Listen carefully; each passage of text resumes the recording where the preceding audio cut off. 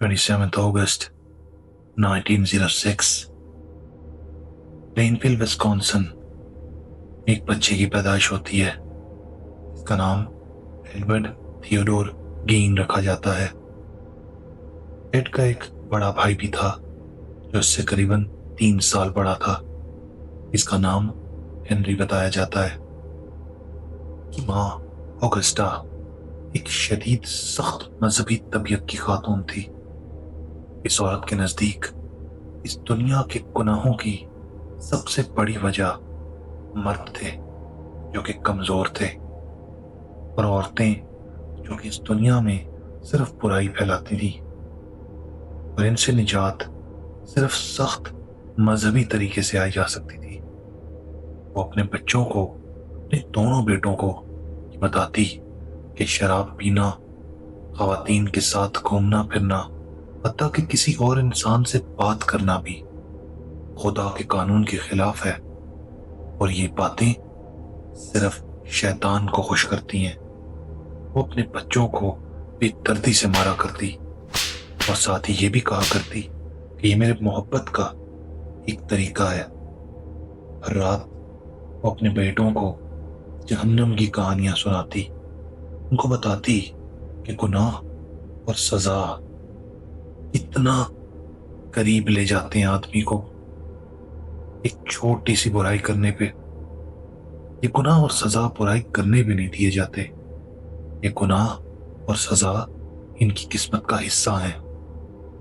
छोटे छोटे 2 बच्चों के ज़हन इस औरत ने दुख, गम और मजहबी डर से इतना ज्यादा भर दिए कि बचपन से ही वो दोनों भाई खामोश खामोश रहने लगे। एड का बड़ा भाई हेनरी माँ से रिबेलियन में चला गया, उसकी बातें न माना करता, लेकिन एड, उसके लिए तो पूरा जहान ही उसकी माँ थी।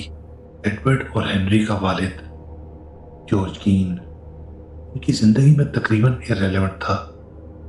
ऑगस्टा ने इनके ज़हनों में इतना डर, इतना गुस्सा भर दिया था मर्दों और औरतों के खिलाफ कि अपनी माँ के अलावा ये कुछ सोचते ही ना थे। हेनरी तो फिर भी बोल लेता, मगर एड, वो जिस तरह अपनी वालदा का एक रोबोट की तरह ताबेदार था। अगर वो कहती कि आज दिन नहीं रात है, तो एडवर्ड को लाख समझा लो, मगर एड अपनी माँ से एक लम्हा भी न जुदा हो सकता, ना उसकी किसी बात को टाल सकता। इनका वालिद जॉर्ज कीन, जो कि इनकी जिंदगी में पहले से ही इररिलेवेंट था, शराब के नशे में धुन 1 अप्रैल 1940 को किसी गली में मरा हुआ पाया गया। लिखने वाले तो ये भी बताते हैं कि उसके जनाजे तक पे एड ना गया, क्योंकि उसकी माँ ने कहा था कि उसकी माँ के अलावा कोई भी शख्स उसका दोस्त नहीं है। वो स्कूल जाता था, मगर दोस्त न कभी बनाए, और कभी अगर उसके करीब किसी बच्चे ने दोस्ती का हाथ बढ़ाया, उनको वो उनकी मौजूदगी का एहसास तक न दिलाता। उसे क्लासमेट्स बताते हैं कि उसके अजीब से मैनर्स थे। वो अपनी ही बातों पे हंसता रहता, अपने ही छोटे छोटे जोक्स पे दीवारों की तरफ देख मुस्कुराता रहता। उसकी माँ ने उसके जहन पे इतना गहरा असर डाल दिया था जमाने की बुराइयों के खिलाफ कि अब उसका पूरा जहान उसकी माँ थी। वो सफ़ों पे भी अपनी माँ का नाम लिखता और अपनी टीचर्स को भी बताता कि छुट्टी कब होगी मैडम, मेरी माँ मेरा इंतजार कर रही होगी। और बिलाखिर एक बच्चा जिसकी सारी दुनिया उसकी माँ बन जाए, तो जब उससे वो सच छिन जाता है, तो फिर उस बच्चे का जहन इस हकीकत को एक्सेप्ट नहीं कर पाता। वक्त गुजरता चला गया और उसकी वालदा उम्र में बड़ी होती चली गई। एड भी अब एक नौउम्र, एक नौजवान बन चुका था। अपने वालिद के मरने के बाद वो अपने भाई के खिलाफ बातें करना शुरू हो गया।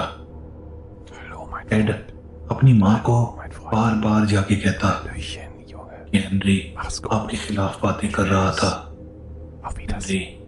आपके खिलाफ लोगों से शिकायत कर रहा था। Hallo, mein Freund.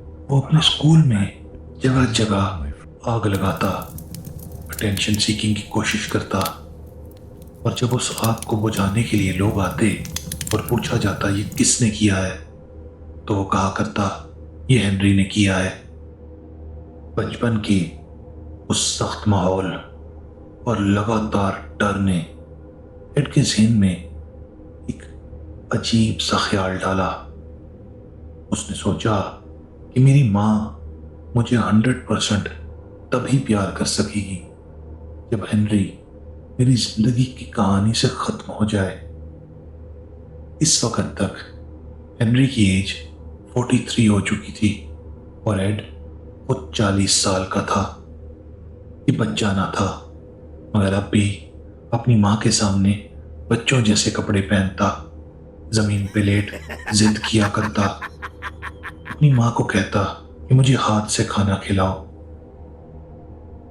हेनरी अपनी जिंदगी में मगन एक खातून के साथ इन्वॉल्व हो गया।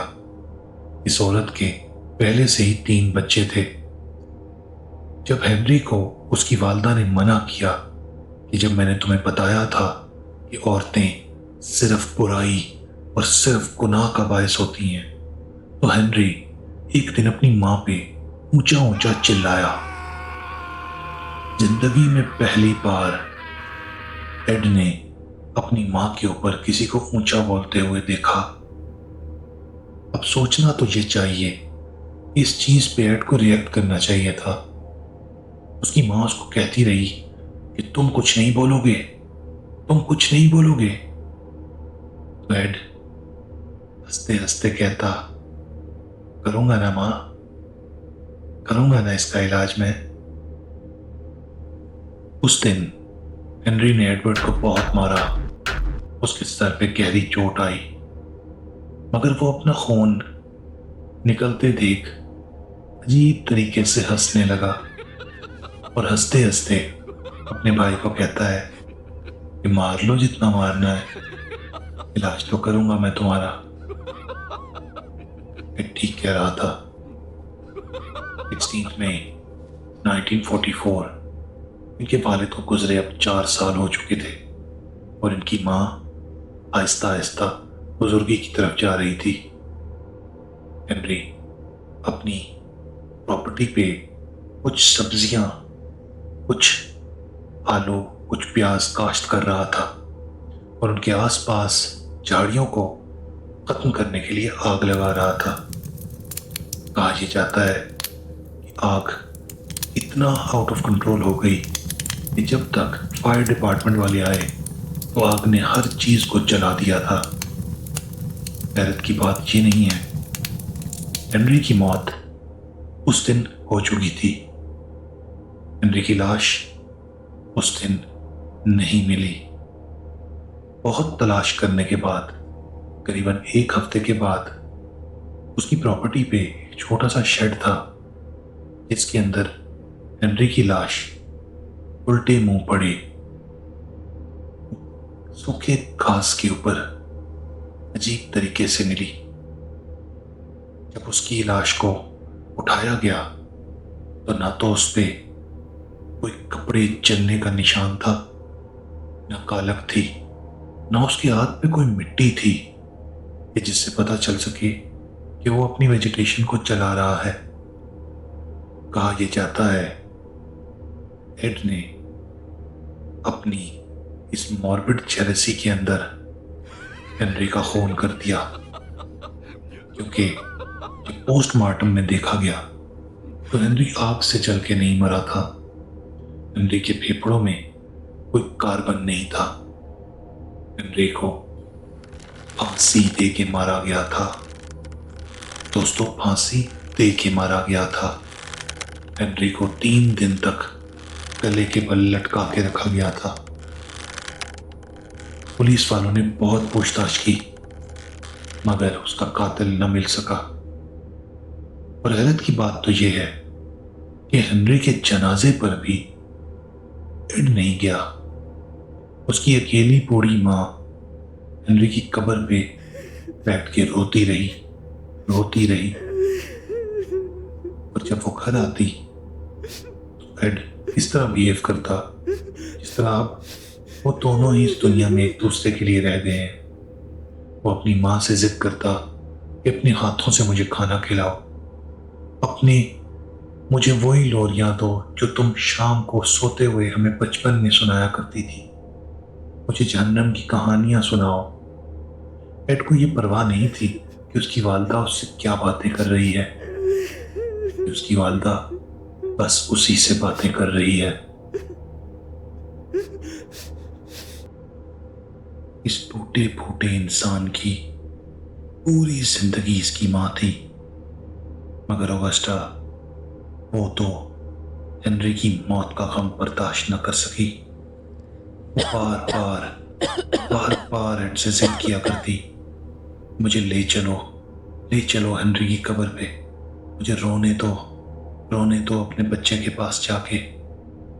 मगर एड वो तो एक इमोशनलेस अंदाज में आगे से उसको जवाब दिया करता कि मैं हूं ना माँ, मैं करूंगा ना तुमसे प्यार, तुम सिर्फ मेरे से प्यार करो ना माँ, मेरे से प्यार करो।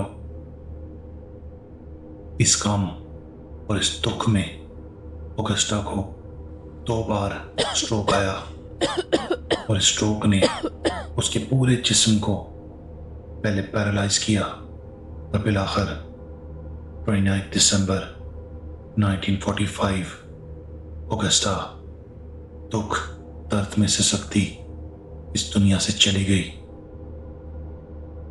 जब एक शख्स पूरी जिंदगी एक इंसान की पूजा करे और वह अचानक इस दुनिया से चला जाए तो इस शख्स के जाने पर हकीकत बिखर जाती है।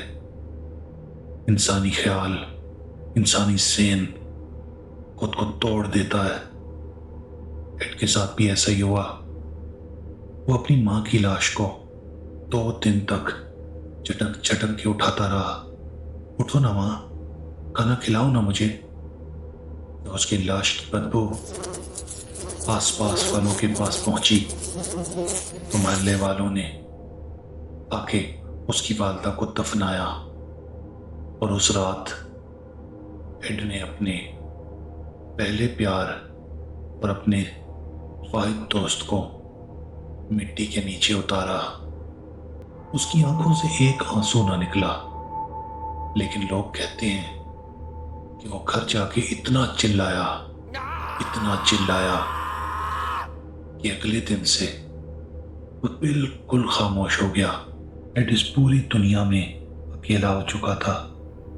ऑगस्टा मर चुकी थी, उसका घर खामोश हो गया। एड ने घर के ज्यादातर कमरे बंद कर दिए और खासकर अपनी माँ का कमरा ऐसे सजा कर रखा जैसे वो छोड़ कर गई थी।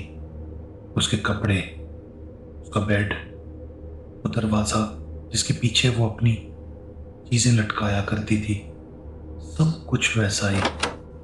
वो वक्त को महफूज करना चाहता था, जैसे याद को अपने जहन में कैद कर रहा हो। दिन में वो आम सा आदमी दिखता था, फार्म्स पे काम करता, सादा लिबास, बोलता भी तो नरम लहजे से बोलता। आसपास के लोग उसे अजीब नजरों से जरूर देखते थे, लेकिन उनके नजदीक वो मुकम्मल तौर पे बिखर चुका था। दिन के वक्त ये सादा लिबास और अपने जहन को बिल्कुल काम और कूल किए। रात को एडवर्ड एक जानवर में तब्दील हो गया। वो बार बार कब्रिस्तान की तरफ जाता, अपनी माँ की कब्र पे उससे बैठ के बातें करता और बिलाखिर वो कब्रिस्तान की तरफ इतना जाने लगा कि उसने मौत की खबरें जमा करनी शुरू कर दी। कब्रों के करीब वक्त गुजारता, वो अपने जहन में एक नई दुनिया, एक नई हकीकत बनाने लगा। ये हकीकत चीखों से नहीं बनी थी, ये खून में नहीं रंगी थी, इसमें सिर्फ और सिर्फ खामोशी थी और उसकी माँ की यादें। कहते हैं कि तन्हाई जब लंबी हो जाए तो वो कुछ ऐसे ख्यालों को जन्म देती है जो हकीकत से टकराते और इंसानी ज़हन से खेलते नजर आते हैं। तो इंसान इन दोनों में फर्क नहीं कर पाता। एडवर्ड के साथ भी कुछ ऐसा ही हुआ और उसने एक ऐसी हरकत करनी शुरू की जिसने आज तक बॉलीवुड की बड़ी बड़ी मूवीज को नए से नए आइडियाज दिए हैं। 16 नवंबर 1957 इलाके की एक मकामी खातून एक स्टोर से लापता हो गई। ये खातून 58 ईयर ओल्ड ब्रेनीस वार्डन थी। ब्रेनीस का बेटा डेप्यूटी शेरिफ फ्रैंक वार्डन उसको तलाश करते हुए जब अपनी मां की दुकान के करीब पहुंचा तो उसने देखा कि कैश काउंटर खुला हुआ है और उसके नजदीक खून के कुछ दाव मौजूद हैं। डेप्यूटी शेरिफ फ्रैंक वार्डन ने अपनी मां की गुमशुदगी अपने ही थाने में रिपोर्ट की और बताया कि उसकी दुकान पर खून के दाग मिले हैं। पुलिस ऑफिसर्स ने इन्वेस्टिगेट करने पे ये मालूम किया कि आखिरी कस्टमर एक अजीब सा आदमी एडवर्ड कीन से कुछ बेलचे और कुछ केरोसिन गैस जो कि जलाने के काम आती है ये खरीदने के बाद एक पुराने से ट्रक में दूर किसी फार्म में जाता हुआ नजर आया। एड कीन की तमाम एड्रेस मालूम करने के बाद पुलिस ऑफिसर्स जब इसकी प्रॉपर्टी के पास पहुंचे तो वो दूर दराज एक पुराना सा फार्म हाउस था। घर बिल्कुल पुराना था और ऐसा लग रहा था जैसे कई अरसे से इधर कोई भी ना आया हो। बहुत ढूंढने के बाद एड एक पिछली शेड में मिला, खून में लथपथ, और जो मंजर डेप्यूटी शेरिफ फ्रैंक वार्डन ने अपनी मां की लाश का देखा और देखने के बाद वो इतना सीनियर ऑफिसर भी मौके पे बेहोश हो गया। एड से बार बार पूछा गया कि ये तुम क्या कर रहे हो, ये क्या हो रहा है। तो उसने सिर्फ हल्की सी मुस्कुराहट के साथ ऊपर की तरफ इशारा किया। बाकी टीम ने भी ये मंजर जब देखा तो कुछ खौफ के मारे बाहर दौड़े और कुछ वहीं पे फ्रीज हो गए। एड ने ब्रेनीस वार्डन का जिस्म एक एक बोटी करके अलहदा कर दिया था। उसकी जिस्म की स्किन किसी जानवर की खाल की तरह उतार रखी थी और उसका कटा हुआ सर शेड के सबसे ऊपर लकड़ी पे रखा हुआ था और यह हंसते हंसते कह रहा था कि देखो वो अपने आप को ये सब कुछ होते हुए देख रही है, वो देख रही है ना। एड के अंदर कोई इमोशन न था, ना उसके अंदर रिग्रेट था, ना उसको डर था कि वो अरेस्ट हो चुका है। और पुलिस वाले जब उससे पूछने लगे कि ये तुमने क्या किया है तो वो उनको हाथ से पकड़ के कहने लगा, आओ ना मेरे घर के पास आओ ना, तुम्हें और भी ट्रॉफीज दिखाता हूं, आओ ना तुम्हें मां से मिलवाता हूं, आओ ना। जब एडवर्ड को पुलिस ऑफिसर्स घसीटते हुए उसके घर के करीब लेके गए तो वो एक काम अंदाज में कहने लगा, आहिस्ता बोलना, मां गहरी नींद सो रही है, वो उठ ना जाए। ये एक ज़हनी बिखरा हुआ आदमी था। घर का दरवाजा जब खोला गया तो ये मंजर सिर्फ जुर्म का नहीं था, ये एडवर्ड के ज़हन की वो तस्वीर थी जो बचपन से ही उसकी मां ने उसके जहन में पेंट करना शुरू की थी। घर के अंदर तलाश करने पे उसकी माँ की स्किन मिली। उसने अपनी माँ की पूरी स्किन उतार उतार के सुई धागे के जरिए सी रखी थी और पूछने पे पता चला कि वो उसको पहनकर एक्टिंग किया करता था कि उसकी माँ अभी भी जिंदा है। पुलिस वालों ने जो चीजें अंदर ढूंढी वो इंसानी जहन में सुनना ही इस काबिल नहीं है कि बर्दाश्त कर सकें। तो सोचें, जिन ऑफिसर्स ने वो देखी होंगी उनकी क्या हालत हुई होगी। उन्होंने एक बास्केट ढूंढी जो इंसानी स्किन से बनी हुई थी, एक स्कल ढूंढा जो कि एस्ट्रे के तौर पे एडवर्ड यूज किया करता था। उसने रिब्स ढूंढी जो चमचों के तौर पे वो खाने के लिए यूज करता था। उसने लेगिंग्स ढूंढी जो एडवर्ड पहनकर पैंट बनाया करता था। उसने लोगों के मुंह के पूरी पूरी स्किन के मास्क ढूंढे जिनको एडवर्ड ट्रॉफीज के तौर पर अपनी अंगीठी पे सजाया हुआ था। और ब्रेनिस फोर्डन जो कि डेप्यूटी शेरिफ की मां थी, उसका कटा हुआ हाथ आग की उस जगह पे देखा जहां पर कोयले सुलग सुलग कर चल रहे थे। दोस्तों, तमाम चीजें बताना यहां पर मुनासिब नहीं है क्योंकि जो चीजें उन्होंने वहां ढूंढी वो न सुनने वाली हैं और न बताने वाली। इंसानी होंठ जिनको प्यालों की तौर पे इस्तेमाल किया जा रहा हो, कटी हुई नाक, एक लैंप शेड जो कि इंसानी स्किन से बनाया हुआ था। ये चीजें देखने के बाद एक ऑफिसर गुस्से से दीवाना हो गया और उसने गन का बट एडवर्ड के सर में बार बार मारा। उसको हैंडकफ्स में डाल के पुलिस की गाड़ियों में डाले, तमाम चीजों को इन्वेस्टिगेशन बैग्स में भरे। पुलिस ने पूरे घर को हिरासत में लिया। उधर से जो चीजें मिली वो चीजें वो लोग उठाए, थाने पहुंचे।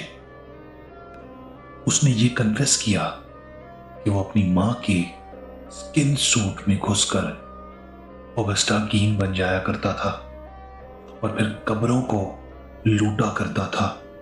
उनसे मुर्दे निकाले, उनकी स्किन उतारे, उनसे मुख्तलिफ फर्नीचर आइटम्स बनाया करता था।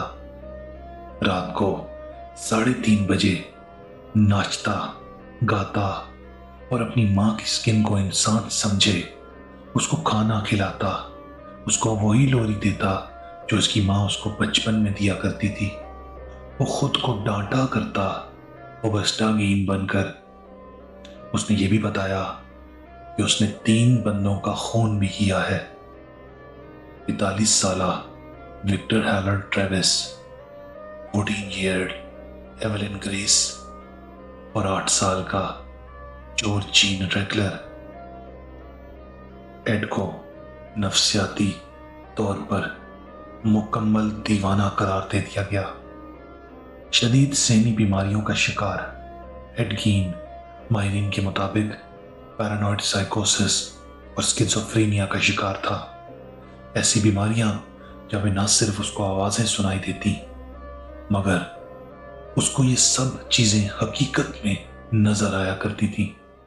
और एक बिखरा हुआ एड ट्रायल के अंदर रीजन ऑफ इंसैनिटी, दीवानगी की वजह से यह करार दे दिया गया कि चूंकि ज़हनी बीमारी इसके जहन पे काबू आ चुकी थी इसलिए इसको सजा नहीं दी जा सकती।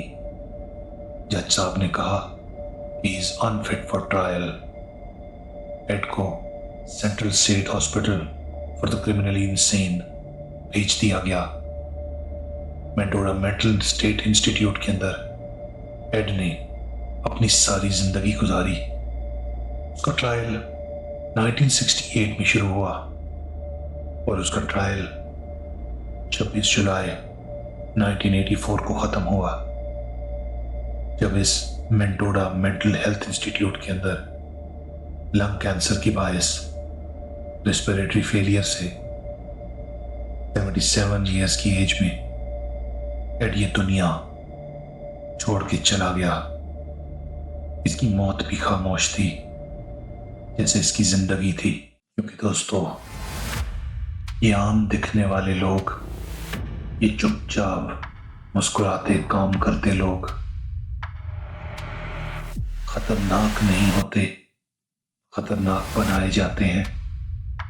उसकी माँ की बचपन की कहानियां, वो टूटा हुआ जहन, उसकी माँ की मोहब्बत उसकी दुनिया से दूरी एड को पागलपन की उन इंतहाओं पर ले गई जहां ना तो कोई जा सकता है और आई रियली डाउट कि इसके बाद कोई पहुंचेगा। सबसे खतरनाक अंधेरा वो नहीं जो बाहर होता है, बल्कि वो जो एक इंतहाई अकेले जहन के अंदर हर पल फोन में लथपथ एक नई कहानी लिख रहा होता है। दोस्तों आज की कहानी पसंद आई हो तो हमेशा की तरह लाइक, सब्सक्राइब और ज़्यादा से ज़्यादा शेयर कीजिएगा, ताकि आपका भाई आपके लिए नई से नई केसेस लाता रहे। अपना बहुत बहुत ख्याल रखें। फिर मिलते हैं। खुदा हाफिज।